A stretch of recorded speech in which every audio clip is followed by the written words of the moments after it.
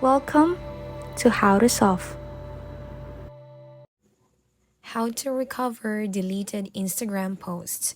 First, open your Instagram account and tap on your profile on the bottom part, and then tap on the three bar lines and click on settings. You can type down your request here, download your information, and then tap on request download. This time you need to input your active email for you to receive the confirmation that your information is being downloaded. And don't forget to enter your Instagram password. And here it's done.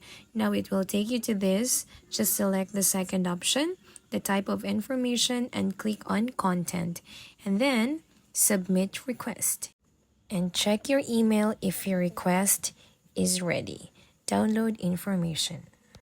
Please like and subscribe for more content. We'll see you in the next one.